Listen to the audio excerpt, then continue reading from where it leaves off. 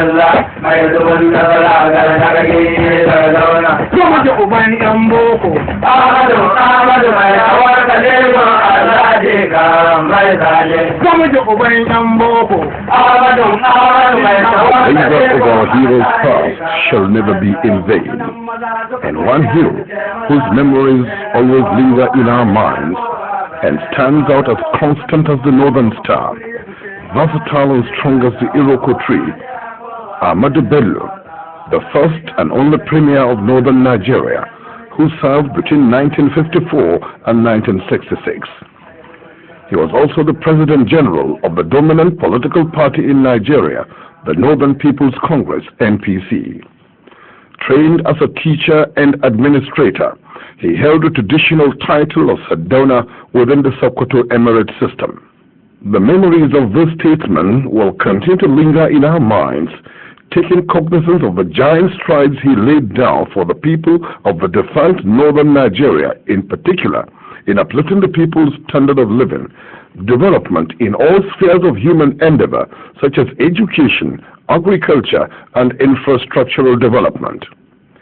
We will always cherish the unforgettable era of cooperation, unity, and mutual interdependence amongst the various people of the defunct northern Nigeria, whose special character lies in the old northern tradition, which has always discounted ethnic differences and emphasized on the virtues of building a greater community together.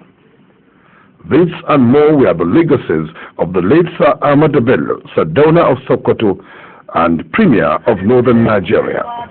Kamji.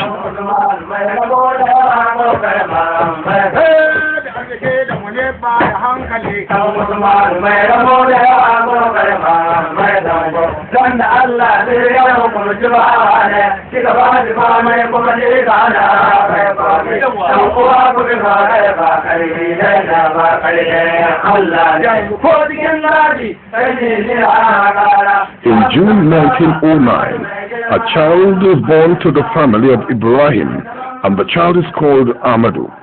Sometimes between the ages of 3 and 5, Ahmadu began his Quranic studies. In Sokoto province between 1909 and 1926, there were a few major developments in colonial administration, except the gradual strengthening and consolidation of central authority and the beginnings of formal Western education. Within the northern region as a whole, the foundations were being laid for more effective administration, and education was seen as the key.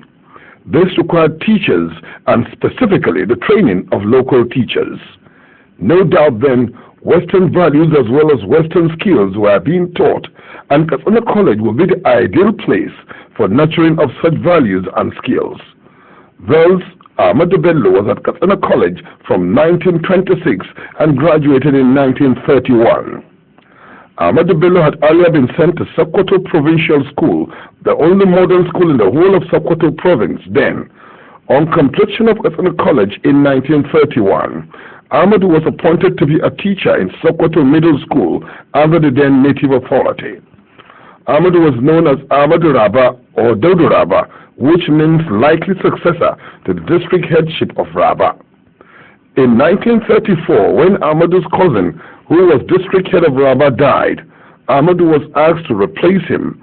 As such, at the age of 24, he was to become one of the youngest district heads and left Sokoto for Raba after almost 14 years of living away. It was to be his first step in the administrative ladder.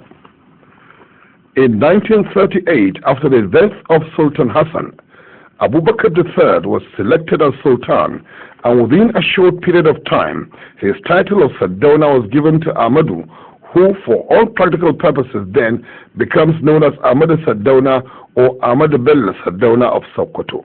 Gusau, 133 miles from Sokoto to the east, was in many respects the commercial capital of Sokoto province. The 14 eastern districts were to be put under a new administrative framework, since communications with Sokoto were difficult then.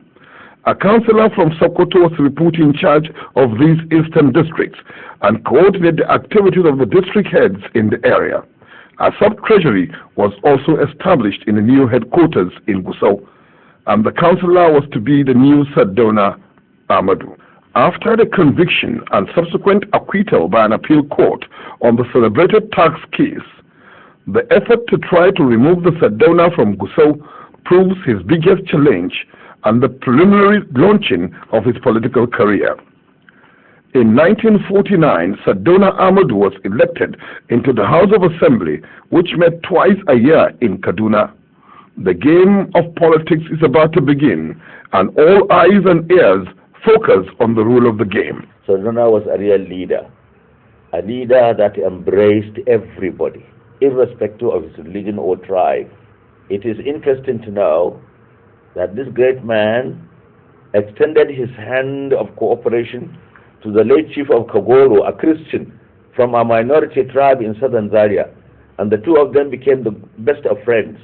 Again, because of his background and training, he had honesty, transparency, accountability, and integrity. Sardauna, if you read his book, My Life, said, I want to be remembered as somebody that has worked for his people. For in the next world, I will be judged not by the amount of money I have hoarded, but by the amount of service I have rendered to the people. And that was why when he died, he was in the red. He was owing the bank. Sardauna's voice was the people. His effort was the people. His future was the people. His sense of direction was the people. In other words, government of Sir Ahmadu Bello was after working for the people of the North. Materialism was completely out of it. He was never interested in how much money he should have, nor is he in competition with the big Alhaji or big chief who is a commercial person, a businessman, having millions. They are not on competition. This is a business one. His business is to make money, trade. His own was a leader. He wants to lead. All he was after was good leadership. If you give good leadership, you get good respect. And that is a disease which is now our main problem. You see, if you do that, then you will have an idea of what Sir Ahmadu Bello was all about. He lived for, he worked for, and died for the people. He was told many times, if you continue with this policy with northernization, north for the northerners and the westerners, you may get to hell. He said, Alhamdulillah. Alhamdulillah. If I die in a sincere cause of serving my people, no problem. That would be a good ending. And it came true. He died because of the people, because his offense was that he was able to make northerners equal to other people. And because there were more northerners than anybody else in Nigeria, people thought he was trying to dominate them. But he wasn't. He was trying to build a people with sense of belonging, with equal opportunity. You see, that was Sir Ahmadu Bello, and that was his team. People like Sakashim Ibrahim, Aliyu Makam Bidda, Alhaji Isa Keita, yet to the region, Alhaji Abubakar Tafawa Balewa, Alhaji Musa Yaradua. I knew Sardauna 1956 in Gusau, when he was now then Minister of Local Government. And later I happens to be very close to him when I was appointed member of the Northern House of Assembly in 1961. Since then, I was very close to him. He wanted to Nigerianize all the businesses and administration in the country. So he called the civil servants. They've told them that here we are today, Allah has given us the country in our hand, and I want you to justify our position, to be honest, to dedicate yourself in the way that the country will prosper, to achieve what we should achieve in life. Ahmadu Sardauna was sworn into the Northern Region House of Assembly in 1949, and for the next 2 to 3 years, he was commuting from Sokoto to Kaduna during budget sessions in January, February, and March before the budget comes out in April. He also attends the ordinary sessions of about a week each through July to December. The Sardauna develops his reputation of being an orator, social and articulate personality. He makes many friends and people troop to his residence, for he was one personality who continued to help people with financial problems. But he has a reputation of being honest in dealing with public funds. Kaduna became the melting place and meeting place for the evolving political activities, culminating in the just convention of the Northern People's Congress, NPC, on Monday, 26 April 1954, when the Sardauna Ahmadu Bello emerged as the leader of the party. According to Second Republic President Alhaji Shehu Shagari Turakin Sokoto, the Sardauna's vision and mission was to bring all the people of the North together to feel as if they come from one family. The Turaki also recollects when they were in Medina attending the Hajj.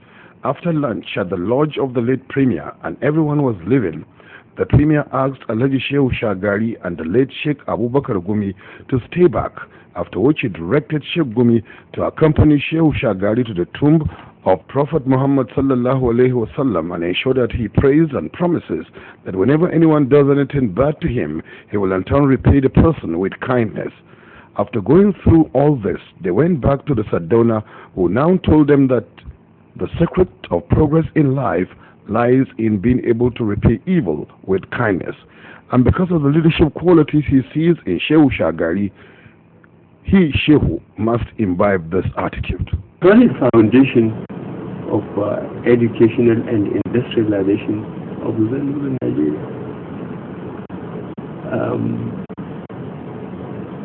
I think what I said in terms of education and agriculture and industries relative to the resources available to them then, and their tolerance to opposition when you are talking of politics now. I think it's good that the northern governors now have decided after 43 years to honor him and even a foundation for him. But as I said, the man has set a foundation for himself that will... As leader, Sardauna Ahmadu Bello was held delegations that carried out negotiations, consultations and conferences in the United Kingdom and the roadmap to self-government and independence for Nigeria. After the conference proper, Sardauna Ahmadu Bello delivered his speech on behalf of the northern delegation.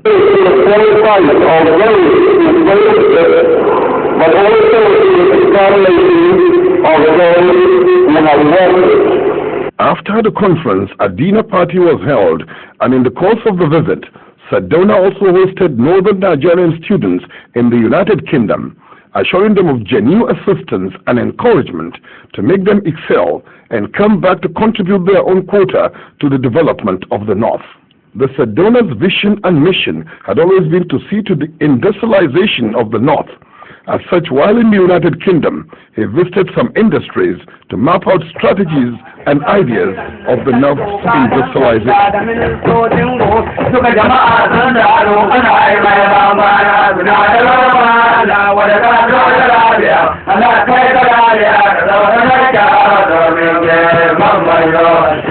No doubt, the northern impact on shaping the rules had much to do with the political power which the Sardauna had organized through the dominant party, the NPC. His skill was in working with people, and a large and diverse team provided the backbone of Northern power. Sardauna's style is relatively simple and reflects the values which are prized in Northern culture. Another historic day was 14th March 1959 at the Lugard Hall, Kaduna, the night of transfer of power on the last stage before full membership of the Commonwealth. The Sardauna, as head of the Council of Ministers, received the title deeds of government to hold the people in trust. The following day, a tumultuous crowd by standards then trooped out to Lugard Hall, Kaduna, to witness history in the making of one of the most important days in their life, self-governance in the North. The governor reappointed Sardauna as the premier and president of the Northern Nigeria Executive Council by virtue of his position as leader of the dominant political party, the Northern People's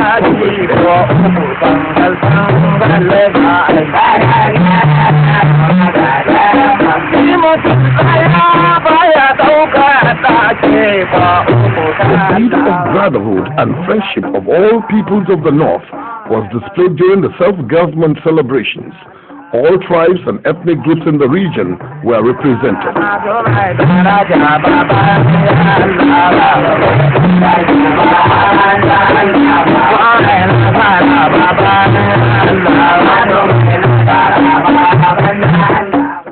The Sardauna's quest to industrialize the North had always been unshakable, and as part of the celebration, an exhibition to woo investors was organized.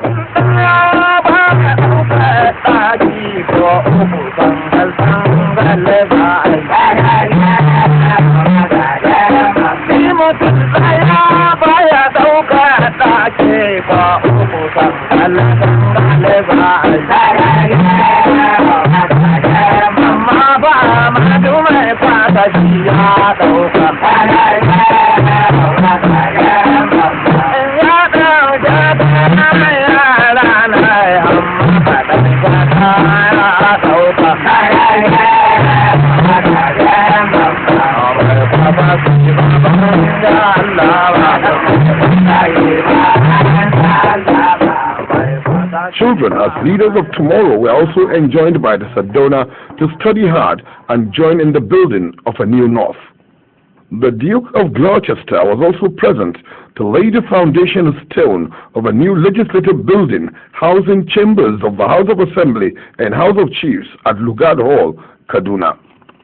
And with the elections coming up, political campaigns also took off, and the Sardauna went round the entire region propagating the slogan of One North, One People, and One Destiny, as in this campaign rally in Kano.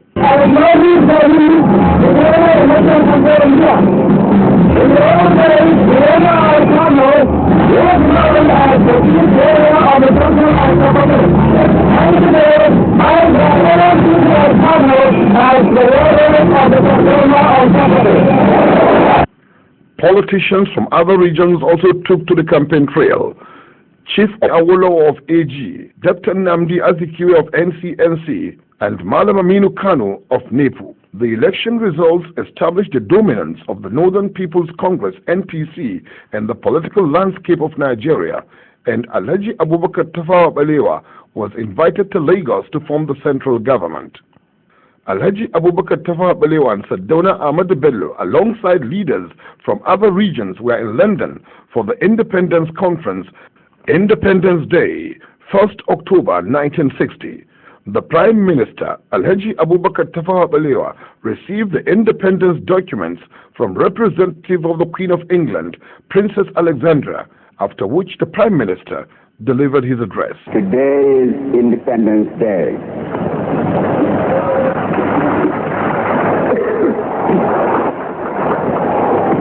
The 1st of October 1960 is a date to which for 2 years every Nigerian has been eagerly looking forward. At last, our great day has arrived, and Nigeria is now indeed an independent, sovereign nation.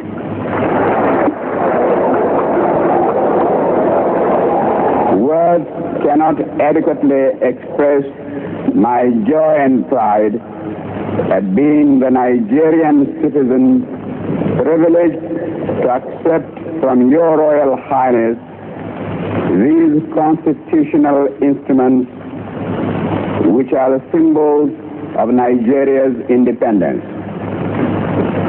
Finally, I must express our gratitude to Her Royal Highness, the Princess Alexandra of Kent, for personally bringing to us these symbols of our freedom, and especially for delivering the gracious message from Her Majesty the Queen.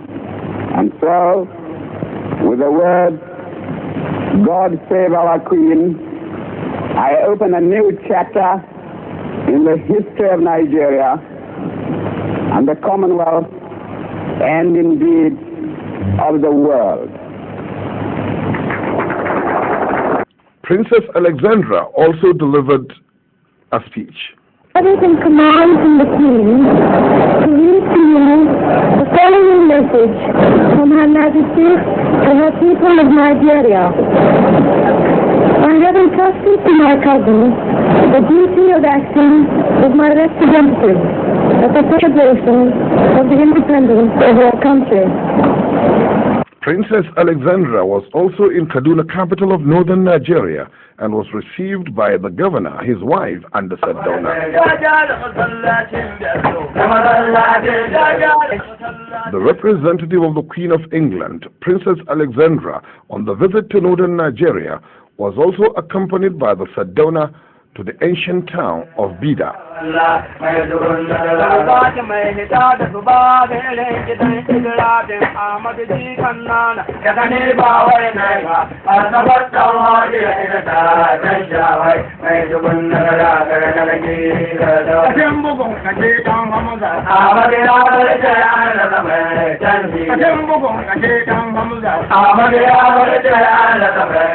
Princess Alexandra was also treated to a colorful durbar in Sokoto.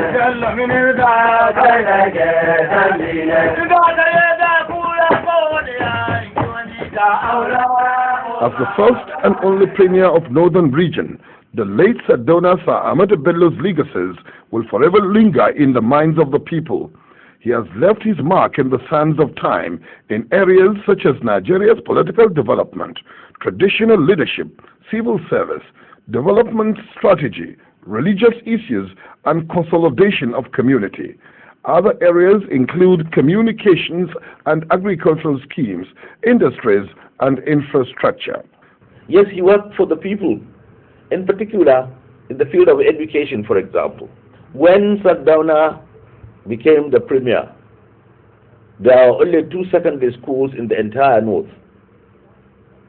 The traditional Kaduna College, now Balewa, as I said earlier, and the Kafi College, which was opened a couple of years ago, a couple of years before independence. These were the only 2 secondary schools in the entire north region. But in 7 years, from 1959 to 1966, he established secondary schools in all the 13 provinces of the north. Each province had either a technical school or a college of technology, and he also built teachers' colleges, and above all, he was able to establish a university, Ahmadu Bello University in Zaria, all in 7 years. So then I realized that the level of development of a nation is the level of its education. And he paid attention to education. He was spending about 40% of his budget on education in those days. He and Awolowo paid a lot of attention to education, because Awolowo was spending about 50% of his budget on education. They were able to achieve a lot. Again, because he was concerned about the welfare of the people, a good leader. He warned his ministers and all those in the party to concentrate on their work. He believed in the division of responsibilities. Some people are destined to be rulers, some are destined to be businessmen, some are destined to be teachers, some are destined to be beggars, but all of us need one another. We are complementary to one another. But we should stick to our own sphere of responsibility. Sardauna religiously believed in that, because he used to tell us, you cannot run and at the same time be scratching your buttocks. You cannot do two things at the same time. Said any of my ministers that is interested in business should resign, and I will encourage him. But you can't be a minister and a businessman at the same time. Businessmen spent their money and voted us into power so that we might protect and promote their interest. It would be it would be unfair and unjust for us to go into their field. So Sardauna never encouraged any of his people to go into business.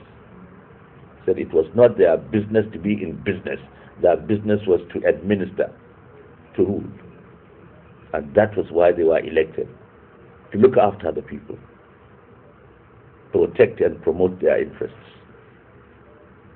Now, as a result of that, any new enterprise that was brought from abroad or any new industrialist that came into the north to establish industries, he would inquire, he would try to find out the people that were in that particular area and invite them and join them with these foreign partners. The question of what you would get or how much you would bring did not arise. All that he would tell the people, don't let us down. Sardauna, therefore, during that period of time, 7 years, established the Northern NNDC to look after the farmers. The Sardauna consolidated the North. The secret of Sardauna's power was that he was democratic. He allowed subordinates to take decisions and supported them. Within the traditional gift-giving sector, the generosity of the Sardauna was legendary and financed from various sources, but not least from bank drafts. At his death, the military leaders who checked on his personal account were surprised at his lack of assets and, in fact, the size of the drafts.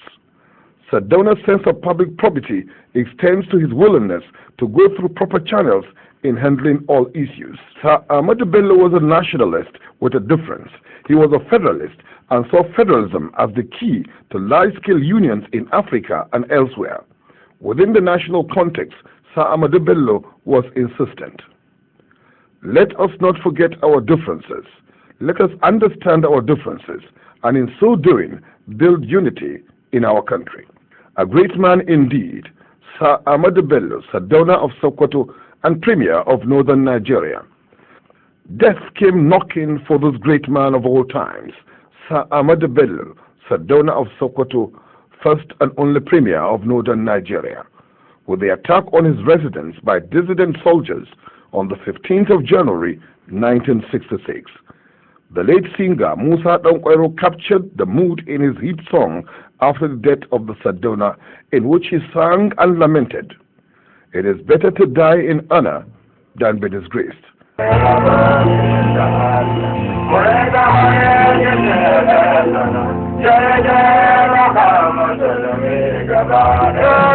Ahmadu is beyond being looked down upon. No one can look down on him. A fixed pole is difficult to uproot. And so ended an unforgettable era. The Sardauna's early experience in life was based on simplicity rather than pomp. He appeared to have had no fear of the unknown and was quite willing to try new things, which may be related to an enormous amount of self-confidence which was apparent from early years. The quality of generosity which is valued in our culture was a distinguished feature of Sir Ahmadu Bello even at a young age. What he has, he shares with others. Also worth mentioning is that under the direction of the Sardauna, the Northern Civil Service had an esprit de corps which was quite distinctive. They shared certain skills, including high levels of proficiency in administrative ability. They shared a code of ethics which emphasized their roles as providing the infrastructure for government. The civil servants then shared a common work ethic and the willingness to take on assignments without any strings attached. Indeed, under the influence of the Sardauna, the civil service enjoyed accelerated training programs and university degree programs, particularly by the third-generation civil servants. So, during my stay with the Honorable Premier, I understood him to be somebody very hard-working, conscientious, and patriotic. So we used to start very early in the morning and close late at night. I used to leave my house very early, about 6, 7 o'clock in the morning. By the time I got to his room, I used to find him on his table dealing with files, which concern various ministries. So on my arrival, I used to collect all those files that we have dealt with and distribute to the ministries concerned. So it was in 63-4 up to 63-4. Then I said in 64-5 I was posted to Borno again as provincial secretary, Borno province then. Then late 64, I was posted back Premier's office. And I was there 64, 65. So as I mentioned, he was somebody rather untiring. He was doing work every now and then and touring around all the provinces, and really he was somebody very interested in progress of North in particular and Nigeria in general. Traditional values and leadership. Sir Ahmadu Bello had a dual role as a regional leader and a potential traditional leader. His legitimacy among the traditional rulers is related to his family ties to Sheikh Usman Dan Fodio. This legitimacy allowed him to undertake reforms of the traditional emirates and chiefdom systems, taking cognizance of public opinion and in consultation with stakeholders. The Sardauna no doubt presented himself in his multiple identities as a modernizer and traditionalist, committed to change, but also preserving the best of the past by also modifying traditional institutions to suit evolving northern values. Sir Ahmadu Bello Sardauna also had a keen sense of competition for leadership. Even at a young age, he had developed enormous self-confidence and pride in what he represented, a blend of the past and the future. He was forceful in asserting himself, and in almost every situation, he emerged as a natural leader. Underlying all this was a fearlessness which was to characterize him throughout his life. Whether facing jail during the colonial era or facing challenges, he moved ahead without wavering. In fact, he had developed toughness in politics and skills in administration, while also noting that the political culture of the traditional leaders was part of the heritage of the Sardauna. At the Northern People's Congress NPC convention held in Jos in 1954, Sir Ahmadu Bello Sardauna made the following statement in a speech he delivered as the new leader of the party.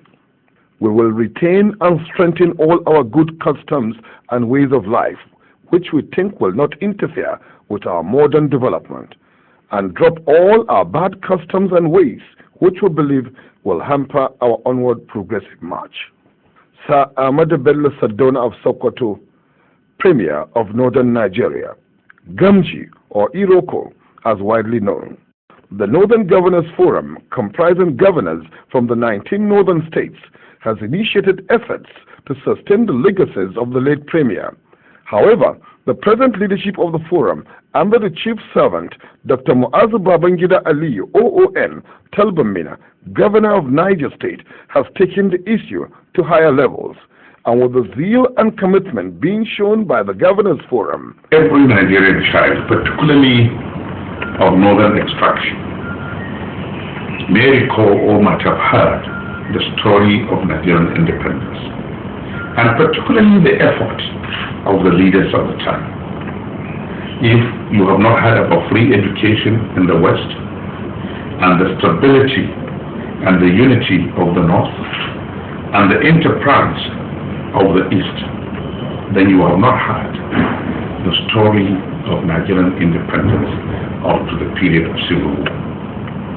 And for us, who are actually at a very young age, even though at a very young age, but within the period of understanding what was happening, or those of us who have come into close contact with Sardauna of Sokoto, will now appreciate the efforts of Sardauna and what he has done for the North.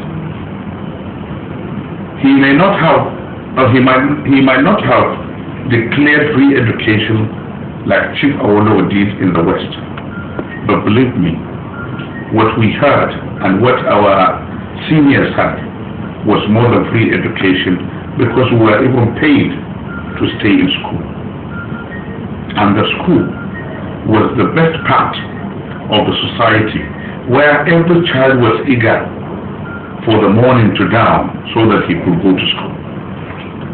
And the discipline of the period and the teachers and the kind of esprit de corps among the students created an atmosphere that was very unique to the time, and particularly anybody who can compare with what is obtained now.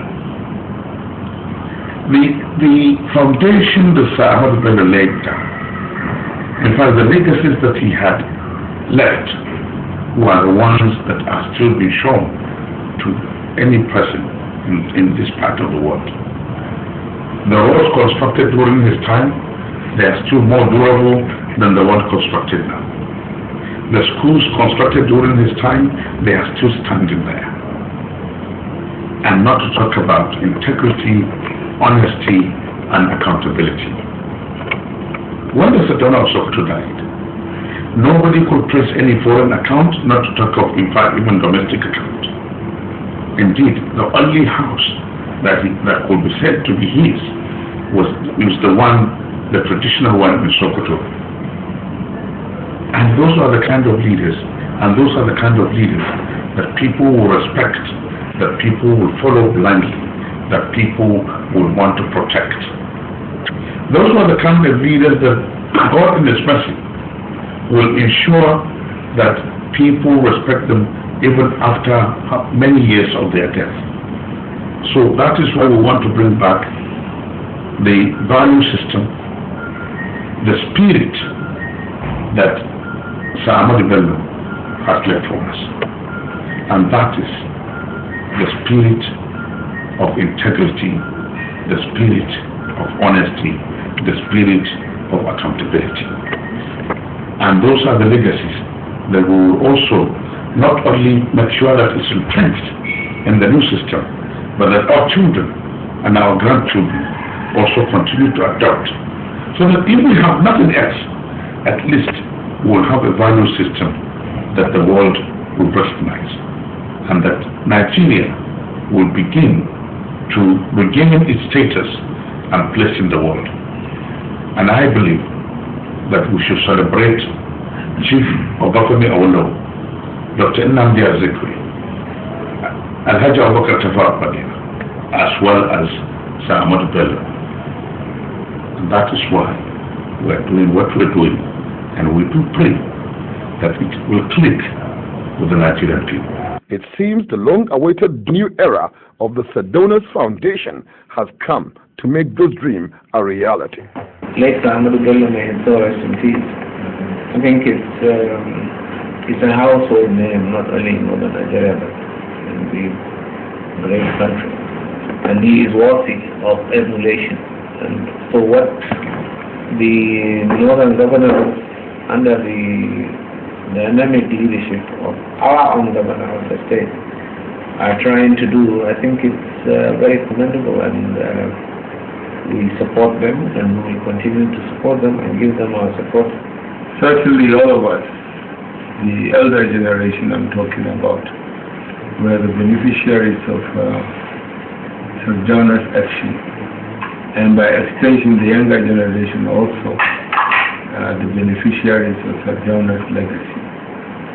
This is a selfless leader who has applied himself to the emancipation of northern Nigeria and the empowerment of northern Nigerians in the scheme of things in Nigeria of those days. Certainly, I commend the efforts of the generation now that are trying to set up a foundation in his name. It is an overdue, and I think all of us, we owe it to Sardauna to make sure that we wholeheartedly support this foundation and do whatever we can in order to immortalize such a blessing. If we believe to Sardauna there is anything like pure nose, to him nose is one nose. None is adulterated, but to the European they wanted to divide, put a wedge, so that the unity which could have been built, which Sardauna built, would not have been there. So that is Ahmadu put very briefly, and he died for the people. His legacies will ever remain indelible in our minds and should be preserved for even generations yet unborn. Let us not forget our differences. Let us understand our differences, and in so doing, build unity in our country. Amsa,